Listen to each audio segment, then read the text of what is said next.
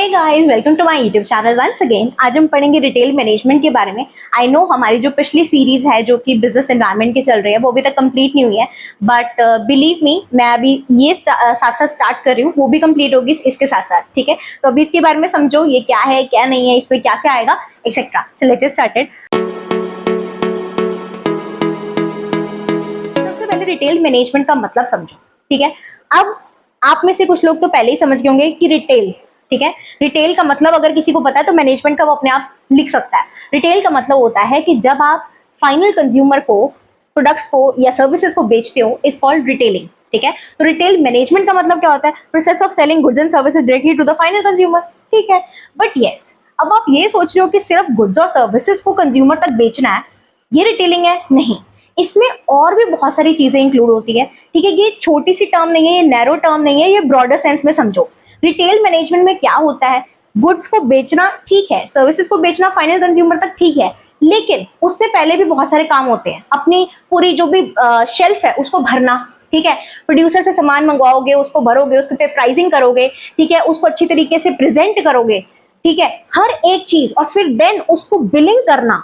ये जो प्रोसेस यहाँ से शुरू है ना, कि मंगाने से लेकर यानी कि रिक्रूटमेंट से लेकर फाइनल सेलिंग तक, ये सारा इंक्लूड होता है रिटेल मैनेजमेंट में। ठीक है, फॉर एग्जांपल यही समझ लो कि अब हम डेली रूटीन लाइफ में क्या करते हैं कि हम किसी शॉप पे गए, ठीक है, फॉर एग्जांपल मेरे को चॉकलेट खानी है, ठीक है, तो मैं किसी भी डेयरी शॉप पे भी जा सकती हूँ, वहां पे भी अवेलेबल होते हैं। तो मैं गई, मैंने उनको बोला कि मेरे को चॉकलेट चाहिए या सपोज किटकैट चाहिए, डेयरी मिल्क चाहिए, उन्होंने मेरे को दे दी। ठीक है, तो इसे हम कहेंगे रिटेलिंग। ठीक है, और उसको पूरा मैनेज करना है रिटेल मैनेजमेंट, राइट। नेक्स्ट आता है हमारे पास कैरेक्टरिस्टिक्स कि रिटेल मैनेजमेंट की कैरेक्टरिस्टिक्स क्या है। डायरेक्ट इंट्रैक्शन, इसमें डायरेक्ट इंट्रैक्शन है, वो आपको मीनिंग से समझ में आ गया होगा। Directly to final consumer, direct interaction का मतलब होता है जब आप किसी कंज्यूमर के साथ, ठीक है, फेस टू फेस डील करते हो, इज कॉल्ड डायरेक्ट इंट्रैक्शन। अब आप ये चीज समझो कि आपके स्टोर पे, ठीक है, मान लो आपका सुपरमार्केट है, आपके स्टोर पे एक कस्टमर आया, उसने बोला कि मुझे ना शैम्पू चाहिए, आपने कहा ठीक है जी ले जाओ। उसने बोला मुझे ब्रेड चाहिए, आपने कहा ठीक है जी ले जाओ। समझ में आ रही है? यहाँ पे डायरेक्ट इंट्रैक्शन है, यहाँ पे आपके बीच में कोई मिडिल मैन नहीं बैठा। जैसे कि होलसेलर में क्या होता है, होलसेलर रिटेलर को देता है, देन रिटेलर कस्टमर को देता है। ठीक है, यहाँ पे कोई मिडिल मैन नहीं होता। Next comes variety, wide variety of, sorry W आएगा यार, यहाँ गलती से भी लिख दिया, वाइड वैरायटी ऑफ गुड्स। अब यहाँ पे क्या है, गुड्स आपको वाइड वैरायटी में मिलते हैं। समझो कैसे, अगर आप किसी रिटेलर के पास जा रहे हो, ठीक है, उसमें क्या होता है, रिटेलर आपको एक प्रोडक्ट किसी अलग ब्रांड का भी देगा, दूसरा आप जिस ब्रांड का मांगोगे अगर उसके पास अवेलेबल होगा तो वो देगा। अब देखो, रिटेलर और प्रोड्यूसर में फर्क यही है कि जो प्रोड्यूसर है ना, वो एक ही टाइप का बना रहा है। फॉर एग्जाम्पल हल्दीराम है तो हल्दीराम के प्रोडक्ट्स बना रहा है, बिकानो है वो उसी के बना रहा है। लेकिन रिटेलर में आपको, जब आप रिटेल स्टोर पे जाते हो, उसमें आपको एक सबसे बड़ा बेनिफिट क्या मिलता है कि आपको बहुत सारे अलग अलग टाइप के प्रोडक्ट्स मिलते हैं। ठीक है जी, अलग अलग साइज होंगे, अलग अलग उसके क्वांटिटीज होगी, क्वालिटी होगी, हर एक टाइप। फॉर एग्जाम्पल अगर आपको बिस्किट चाहिए, ठीक है, तो आपको पार्ले जी भी मिल जाएगा, उसके बाद आपको ओरियो भी मिल जाएगा, ब्रिटानिया भी मिल जाएगा, अलग अलग साइजेस में भी। छोटा पैक का होगे 10 वाला, 20 वाला, जितने के भी आते हैं वो भी मिल जाएंगे, फैमिली पैक भी मिल जाएगा। समझ में आ? ठीक है, नेक्स्ट आता है लोकेशन इंपॉर्टेंस। ये चीज तो मान के चलो कि लोकेशन जो है ना रिटेल स्टोर की, वो बहुत ज्यादा इंपॉर्टेंट है। अब एक एग्जांपल के हिसाब से समझो, मान लो कोई स्टोर है, ठीक है, वो एक ऐसी जगह है जहां पे मतलब इतना कोई सन्नाटा है, बिल्कुल लोनलीनेस। ठीक है, अब एक बात बताओ, मैं शॉपिंग करने गई हूँ, ठीक है, मेरे को फॉर एग्जाम्पल मार्केट में हूँ, मार्केट एरिया में हूँ, मेरे को मान लो कोई कपड़ा खरीदना है, तो मेरे पास सामने शॉप है, मैं चली गई, मैंने खरीद लिया। ठीक है, अब मान लो मुझे ना मन कर रहा है कुछ खाने पीने का, मेरे पास रेस्टोरेंट भी दिख रहा है मुझे मार्केट में, मैं चली गई। अब ये समझो, अगर मेरे को कोई तीसरी आइटम खरीदनी होगी और उसकी अवेलेबिलिटी मार्केट में हुई, तो मैं उसके पास जाऊंगी। मैं आपके पास क्यों आऊंगी अगर आपकी शॉप कहीं और ही एग्जिस्ट करती है, कोई ऐसे एरिया में जहां पे कोई मार्केट एरिया नहीं है, मतलब आसपास कोई दुकानें नहीं है, आपकी कल्ली एक दुकान है या फिर एक आधी और कोई है, जहां पे एक कस्टमर को वैरायटी ज्यादा मिलती है ना, तो कस्टमर वहीं जाता है। ये चीज समझना। मैं अब बेवकूफ तो नहीं हूँ कि मैं पेट्रोल खर्चूं अपना, मतलब फूकूं। अब इस टाइम में तो वैसे नहीं फूकूंगी भाई, पेट्रोल भी फूकूं, पैसे भी लगाऊं, टाइम भी वेस्ट करूं, और वही सामान जो कि मेरे को मार्केट में मिल रहा था वो मैं आपके पास आके खरीदूं। ठीक है, अनटिल अनलेस मैं किसी चीज में बायस्ड हूं, वो ठीक है, लेकिन जो एक कस्टमर का बिहेवियर क्या रहता है कि वो उसी मार्केट में प्रेफर करता है जाना जहां पे भीड़ चाल, मतलब भीड़ हो काफी, कि हाँ उसमें सब कुछ मिल जाएगा उसे। ठीक है जी, next comes quick decision making. अब क्या है, बीइंग अ रिटेलर आपको क्विक डिसीजंस लेने पड़ते हैं। ठीक है। आपको हर जगह लेने पड़ेंगे या नहीं लेने पड़ेंगे वो डिपेंड करता है कि नेचर ऑफ बिजनेस क्या है। फॉर एग्जाम्पल अगर आप दाल, चीनी, चावल ये सब बेच रहे हो तो ठीक है, वो तो इतने टाइम से यही चलता आ रहा है, वो भी आगे चलता ही रहेगा। लेकिन जब हम फैशनेबल आइटम्स की बात करते हैं, फॉर एग्जाम्पल आपका फुटवेयर है या फिर कोई क्लोथिंग है, आपके कोई भी मेकअप प्रोडक्ट्स है, वो टाइम टू टाइम ना चेंज होते हैं, ठीक है। और आज के टाइम में तो वैसे ही, क्योंकि हम जो है इन्फ्लुएंस होते हैं ज्यादातर इन्फ्लुएंसर्स से, उनके हाथ में हमारे को कुछ दिख जाए ना तो हम उससे अट्रैक्ट हो जाते हैं कि ये तो चाहिए। तो जब आप कस्टमर के अकॉर्डिंग अपने आप को अडेप्ट नहीं करते हो, वहां पे आपका फेलियर शुरू हो जाता है। तो आपको कोई डिसीजन लेना ही पड़ेगा, ठीक है जी। नेक्स्ट आता है बल्क ब्रेकिंग। बल्क ब्रेकिंग का मतलब होता है जब आप लार्जर क्वांटिटीज को छोटे छोटे पार्ट्स में, छोटे छोटे यूनिट्स में कस्टमर को बेचते हो। अब रिटेलिंग का इंपॉर्टेंट कैरेक्टरिस्टिक्स और फीचर, सॉरी फंक्शन, दोनों ही है बल्क ब्रेकिंग, मतलब बल्क ब्रेकिंग दोनों में आ रहा है। समझो कैसे बल्क ब्रेकिंग होता है, ठीक है। जब जैसे मान लो मैंने अभी आपको बताया बड़े से छोटे क्वांटिटीज में उसको कन्वर्ट करना। अब रिटेलर ने क्या किया, होलसेलर से सामान ले लिया, अब वो तो पूरा बिस्किट का कार्टून मंगवाएगा, ठीक है। मेरे को एज अ कंज्यूमर में कितने, 1 पैक, 2 पैक, 3 पैक, ठीक है, ज्यादा से ज्यादा 4 5 ले लूंगी, इससे ज्यादा तो नहीं लेंगी, ठीक है। तो यहाँ पे जो रिटेलर होता है वो ये काम करता है कि वो बल्क को ब्रेक करता है ताकि उसका कस्टमर जो है ना वो खुश होकर जाए, उसको हर एक चीज राइट टाइम पे राइट क्वांटिटी में मिले, ठीक है जी। नेक्स्ट आता है customer satisfaction. Focus on customer satisfaction या कस्टमर सेटिस्फैक्शन फोकस, आप किसी भी तरीके से लिख सकते हो।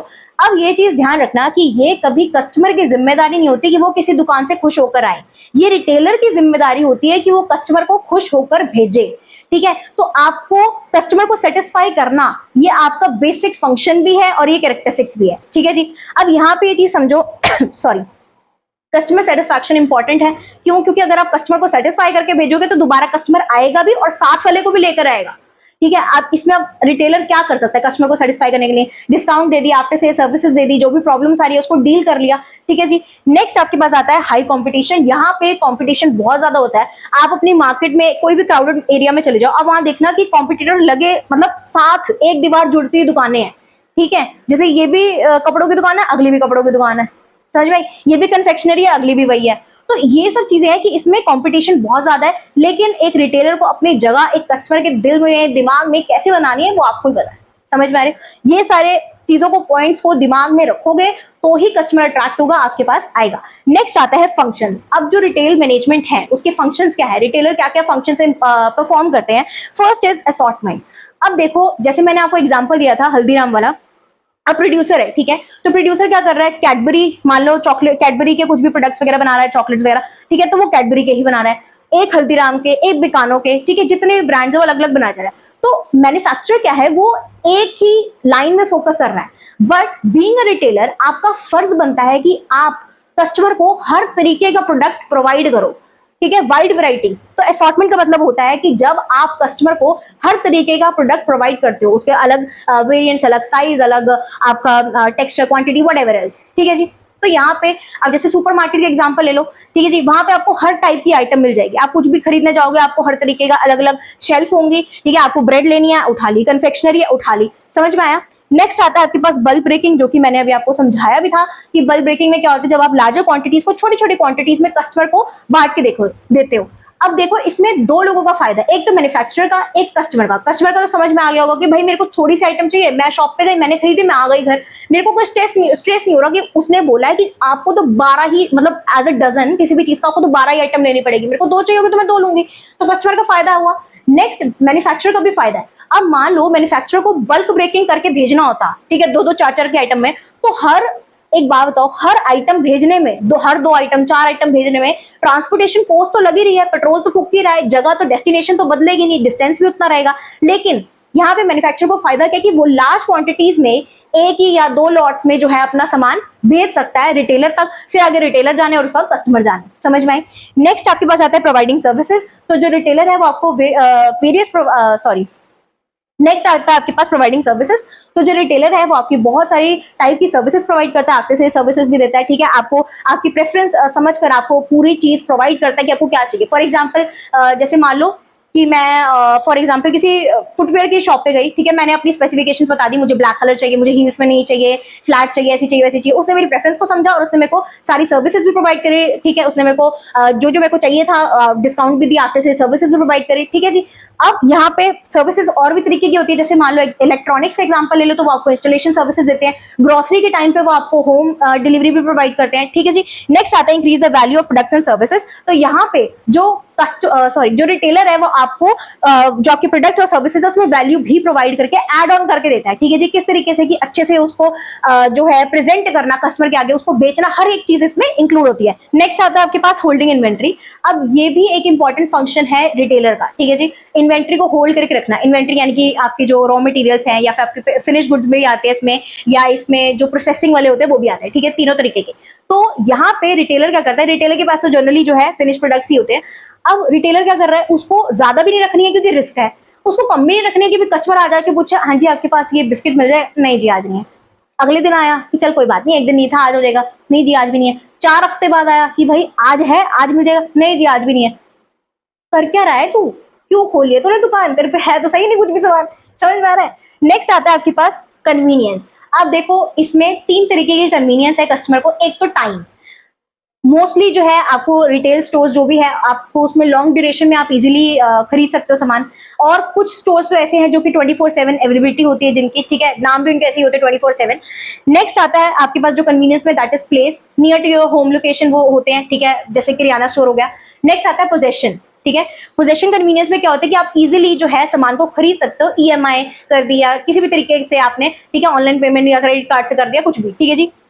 नेक्स्ट आता है आपके पास प्रोवाइडिंग फीडबैक। अब जो रिटेलर है वो क्या करता है कि वो act as a link between a customer and a manufacturer. तो जो रिटेलर है वो क्या करता है, कस्टमर से फीडबैक लेता है। अच्छा आपको ये प्रोडक्ट पसंद आया, ठीक है जी, नहीं आया क्यों, दिक्कत क्या थी, ओ अच्छा फ्लेवर अच्छा नहीं था, ओ स्मेल अच्छी नहीं आ रही, इसमें से क्या मतलब खराब हो गया है, कुछ हो गया, कोई बात नहीं, कुछ अच्छा नहीं लगा, कोई बात नहीं, मैं आगे मैन्युफैक्चरर को बताऊंगा। तो यहाँ पे मैन्युफैक्चरर को फायदा हो रहा है। क्या फायदा हो रहा है कि उसको डायरेक्ट इन्फॉर्मेशन मिल रही है, ये मतलब पता लग रहा है कि क्या मैं इंप्रूव कर सकता हूँ, ठीक है, क्या दिक्कत है, क्या मेरे को प्रोडक्ट को बंद कर देना चाहिए बनाना ही, या चलो ठीक है इंप्रूवमेंट करनी है, क्या करना है। चलो जी नेक्स्ट हमारे पास आता है दैट इज बेनिफिट्स, ठीक है जी। फिर डिफरेंस और चैलेंजेस, उसके बाद ये चैप्टर खत्म है। अब बेनिफिट्स किस किस को मिलते हैं, कस्टमर को मिलते हैं, मैन्युफैक्चरर या होलसेलर को मिलते हैं और सोसाइटी को मिलते हैं। अब कस्टमर में देखो assortment, holding inventory, breaking in bulk, ये ऐसे नहीं लग रहा पढ़ के, मतलब अभी पढ़ के हटे हैं जस्ट। देखो अब आधे लोग तो यही खुश हो गए कि हाँ यार कुछ नया नहीं पढ़ना, नहीं जी पढ़ना है, ये नहीं पढ़ना तो क्या मतलब ये भी नहीं पढ़ना। तो ठीक है, कस्टमर को एक बार दोबारा रिपीट करो कि असॉर्टमेंट एक ही जगह पे सारे प्रोडक्ट्स मिल जाते हैं, ठीक है जी, ये फायदा है। इन्वेंट्री कस्टमर को होल्ड नहीं करनी पड़ती, जब आपको सामान चाहिए आप गए शॉप पे आपने ले लिया, खत्म। आपको जो एक सेकेंड, ब्रेकिंग इन बंक, ओ यार दिल की बात निकल गई, ये बल्क आएगा बंक नहीं आएगा, खैर अक्सर मेरे दिल की बात ऐसे निकल जाती है बोर्ड पे। ब्रेकिंग इन बल्क का मतलब ये है कि कस्टमर को लार्ज क्वांटिटीज में धक्के से सामान नहीं लेना पड़ता, ठीक है, शॉर्ट क्वांटिटीज में मतलब छोटी छोटी क्वांटिटीज में मिल जाता है। इन्फॉर्मेशन आपको पता चल जाती है कौन सा प्रोडक्ट कब का कैसे मतलब यूज करना है, किस तरीके से, सब कुछ। नेक्स्ट कन्वीनियंस, वो मैंने आपको 3 तरीके के बताए, time, place and position. Next आता है आपके पास मैन्युफैक्चरर होलसेलर को क्या फायदा है, रिवेन्यूज। अब जैसे अगर मैन्युफैक्चरर या होलसेलर अगर लार्ज क्वांटिटीज में रिटेलर को सामान बेचते हैं, ठीक है, फिर रिटेलर आगे सेल करता है, तो दैट मीन्स फिर उसके बाद रिटेलर अब साइकिल वापस घूम रही है, रिटेलर फिर वापस उनसे मंगवाता है, ये साइकिल चलती रहती है। तो इसमें क्या होता है कि जो मैन्युफैक्चरर होलसेलर उनकी भी रिवेन्यूज अच्छी तरीके से, अगर रिटेलर डील कर रहा है तो आपके भी रिवेन्यूज बढ़ेंगे। नेक्स्ट आता है फीडबैक, जो मैंने आपको बताया कि जो रिटेलर है, ठीक है, वो लिंक बनता है बीच का, कस्टमर और मैन्युफैक्चरर के बीच का। तो मैन्युफैक्चरर को पता चल जाता है कि क्या सही चल रहा है क्या नहीं, डिमांड कितनी है प्रोडक्ट की, एक्सेट्रा। नेक्स्ट आता है बल्क सेल्स। तो यहाँ पे होलसेलर और रिटेलर को दोनों को ही फायदा होता है कि वो जो सेल है अपनी बल्क में करते हैं, तो इसके मैंने आपको बताया ना ट्रांसपोर्टेशन कॉस्ट का भी फायदा होता है उनको, तो कॉस्ट रिडक्शन मिलती है, ठीक है जी। नेक्स्ट आता है reduce the storage burden. Obviously बात है जब बल्क में सेल करोगे तो आपको स्टोरेज भी आपकी कम होती रहेगी, जैसे जैसे स्टोरेज कम होगी, ठीक है, वैसे वैसे आप प्रोड्यूस भी करते रहोगे। सिमिलरली होलसेलर का भी टेंशन जो है वो दिमाग से हटेगी कि चल मैं जो प्रोड्यूसर है उससे और मंगा सकता हूँ, और प्रोड्यूसर को भी थोड़ा कॉन्फिडेंस आएगा कि चल यार मेरा एक लॉट बिक गया, मेरे को दूसरा बनाना है, ये तो प्रोड्यूसर थोड़ी बना के रखे जाएगा, ठीक है जी। नेक्स्ट आता है सोसाइटी को क्या फायदा है, एम्प्लॉयमेंट जनरेशन। अब फॉर एग्जांपल बिग बाजार है, ठीक है, उसमें आपका सेल्स मैनेजर भी है, उसमें आपके सेल्स पर्सन भी है, डिलीवरी बॉय जो भी होते हैं, एक्सेट्रा एक्सेट्रा, ठीक है जी। तो यहाँ पे एम्प्लॉयमेंट जनरेशन भी होती है। नेक्स्ट आता है ग्रोथ। ग्रोथ भी है कि रिटेलिंग सेक्टर जो है वो धीरे धीरे बढ़ रहा है, ग्रो कर रहा है, इंक्रीज सेल्स जो है वो इंक्रीज हो रही है, कॉन्ट्रीब्यूशन हो रहा है जीडीपी में। नेक्स्ट आता है क्वालिटी प्रोडक्ट्स। अब ऑब्वियसली बात है इतना ज्यादा कॉम्पिटिशन है तो हर बंदा ये चाहता है कि मैं अच्छे से अच्छा प्रोडक्ट दूं, ठीक है, तो उसको ये लगा लो कि उसको बेचने के चक्कर में वो प्रोडक्ट अच्छे बेचते हैं, ये लगा लो कि सच में वो एज अ सोसाइटी का भला करना चाहते हैं, किस भी तरीके से समझ लो, तो सोसाइटी को फायदा है कि उसको अच्छे प्रोडक्ट मिल जाते हैं, ठीक है जी। नेक्स्ट आता है difference between traditional and non traditional retailing. सबसे पहले मीनिंग में समझ लो कि सिंपल सा ही है, ज्यादा कुछ नहीं है। ट्रेडिशनल में क्या होता है, जब आप एक छोटी सी शॉप होती है आपकी, ठीक है जी, फॉर एग्जांपल किराना स्टोरी, ठीक है, उसमें आप क्या करते हो, छोटी सी शॉप होती है, आपने सारा सामान रखा होता है, जो ऑनर होता है वो खुद ही जो है काउंटर पे बैठता है, उसके बाद आप कस्टमर जाते हैं, बोलते हैं कोई सामान निकाल के दे दो, ठीक है, फिर जो वो होता है ऑनर होता है तो वो खुद निकाल देते हैं, ज्यादा से ज्यादा अपना कोई एक आधा सेल्स पर्सन होता है उसको बोल देते हैं सामान निकाल दे, फाइनली बिलिंग हो जाती है मैनुअल तरीके से, एंड उसके बाद कस्टमर चला जाता है। लेकिन नॉन ट्रेडिशनल में क्या होता है कि आप जैसे फॉर एग्जाम्पल सुपर मार्केट या मॉल्स लगा लो, आप वहां जाते हो, ठीक है जी, आप खुद ही सेल्फ सर्विस करते हो, अपने आप देखते हो, छानबीन करते हो कौन सा प्रोडक्ट कहाँ पे मिलेगा कहाँ नहीं मिलेगा, फिर आप अपनी कार्ट्स में डालते हो, फाइनली आप बिलिंग काउंटर पे जाते हो एंड ऑनलाइन जो है मशीन के थ्रू बिलिंग हो जाती है, उसके बाद आप चले जाते हो, ठीक है जी। अब ये तो मैंने आपको पूरी कहानी सुना दी, ठीक है। अब यहाँ पे इसके जो बेसिस है, मतलब इसके अकॉर्डिंग समझ लो, ठीक है। किराना स्टोर फॉर एग्जांपल जैसे मैंने बताया स्मॉल होता है, मॉल लार्ज होता है, वैरायटी यहाँ पे लिमिटेड होगी, यहाँ पे वाइड वैरायटी। स्टोर लेआउट जो दिखेगा कैसे, बेसिकली ये सिंपल होगा, ये अट्रैक्टिव दिखेगा, ठीक है। एग्जांपल किराना स्टोर लिख देना, ठीक है जी। और उसमें आ गया सुपरमार्केट, अब यहाँ पे ये भी लिख सकते हो सेल्फ सर्विस, ठीक है। तो यहाँ पे सेल्फ सर्विस होती है, सॉरी हाँ, यहाँ पे सेल्फ सर्विस होती है, यहाँ पे सेल्फ सर्विस नहीं है, ठीक है जी। नेक्स्ट आप एक ये भी लिख सकते हो, बिलिंग का जो ऑप्शन है वो मैनुअल लिख सकते हो, वहां पे आप मशीन के थ्रू, यहाँ पे टेक्नोलॉजी आप लिख सकते हो, इनके पास ज्यादा नहीं होती, उनके पास ज्यादा होती है, तो ये सारे आप अपनी तरफ से जो मैंने आपको कहानी बताई है ना उसको मोल्ड करके लिख कर आ जाना, ठीक है जी। Next and last challenges. अब रिटेल मैनेजमेंट में चैलेंजेस क्या आते हैं, फर्स्ट इज हाई कॉम्पिटिशन, मैंने आपको पहले ही बता दिया कि कॉम्पिटिशन क्या है, साथ लगती दुकानें हैं तो वहां पे कॉम्पिटिशन बहुत ज्यादा है, लोग एक दूसरे से लड़ रहे हैं। अब तो ऑनलाइन के चक्कर में आधे लोग तो बिल्कुल खाली हो गए हैं, उनके पास काम ही नहीं है, ठीक है, तो कंपटीशन बहुत ज्यादा है। नेक्स्ट आता है हाई ऑपरेटिंग कॉस्ट, ठीक है, अब सैलरी भी देनी है, जो आपने अपने अंडर कोई मान लो कोई सेल्स पर्सन रखा हो उसको सैलरी भी देनी है, आपको इलेक्ट्रिसिटी बिल देना है, वाटर बिल देना है, पता नहीं कौन से खर्चे आपके हैं, रेंट भी आपने भरना है, हर चीज का जो है खर्चा आता है, तो ऑपरेटिंग कॉस्ट बहुत ज्यादा हो जाती है। नेक्स्ट आता है टेक्निकल प्रेशर। अब यहाँ पे क्या है कि टेक्नोलॉजी आ रही है और बिना टेक्नोलॉजी अडेप्ट करे तो आप सर्वाइव नहीं कर सकते, और आगे तो ऐसा टाइम आ जाएगा कि बिल्कुल ही नहीं कर पाओगे। अब तो जो थोड़ा बहुत चल रहा है ना वो भी बस ऐसे ही चल रहा है, आगे टाइम जो आएगा उसमें तो कर ही नहीं पाओगे, ठीक है जी। तो यहाँ पे टेक्निकल प्रेशर ये है कि आप टेक्नोलॉजी को अडॉप्ट कर रहे हो, फिर उसको चलाना सीख रहे हो, ठीक है जी, तो वो जो है प्रेशर क्रिएट होता है रिटेलर के ऊपर। नेक्स्ट आता है इन्वेंट्री मैनेजमेंट, उसको इन्वेंट्री मैनेज भी करनी पड़ती है। अब आप ये कहोगे कि यार क्या ही है, देख के बता देगा इतना सामान मंगाना है इतना बेचना है, नहीं जी ऐसा नहीं होता, बहुत सारे टेक्निक्स होते हैं, शायद मैंने आपको एक दो लास्ट वीडियोस में बताई भी थी, और भी बहुत सारी होती है, जैसे जस्ट इन टाइम होती है, EOQ हो गया, ABC VED, बहुत सारी होती है, ठीक है, जब टाइम आएगा तब समझाऊंगी, अब इस पर डिटेल में पढ़ने की जरूरत नहीं है। अब ये समझो कि इन्वेंट्री मैनेज करना भी कोई सोखा काम नहीं है, ठीक है। नेक्स्ट आता है आपके पास सप्लाई चेन इश्यूज। अब मान लो अब आपका मैन्युफैक्चर कह रहा है हाँ जी शादी में जा रहा हूं मैं, मेरे पे टाइम नहीं है, अरे वो आपको सामान नहीं देगा तो आप कहाँ से लाओगे, ठीक है। अब वो बंधा भी हुआ है कि यार रिलेशन अच्छे कहीं और से कैसे लोगे आप, ठीक है, तो मैन्युफैक्चर कह रहा है मेरे को तो काम आ गया भाई, मैं नहीं दे सकता सामान, फिर होलसेलर भी अपना माथा पीट के कहेगा क्या करूं, फिर होलसेलर नहीं देगा तो रिटेलर पास भी नहीं आएगा। तो सप्लाई चेन में अगर इशू आ जाए, डिले आ जाए, तो कस्टमर तक भी सामान नहीं पहुंच पाएगा और कस्टमर खाली हाथ आ जाएगा, ठीक है जी। Next and last is changing customer preference. Customer की प्रेफरेंस बहुत जल्दी चेंज होती है, आज हमें कुछ चाहिए कल हमें कुछ चाहिए, ठीक है जी। तो हम मूड ही हो रखे हैं सारे के सारे इस टाइम पे कि मुझे तो ये चाहिए, नहीं मेरा मन भर गया ये चाहिए, राइट। तो यहाँ पे एक रिटेलर को समझना कि आज कुछ और कल कुछ और, स्पेशली फैशनेबल आइटम्स मैंने बोला था, तो वो बहुत सिरदर्दी का काम है, ठीक है। आई होप आपको ये चीज समझ में आएगा, कोई भी प्रॉब्लम हो तो comment me down, like share subscribe my channel. जय श्री राम।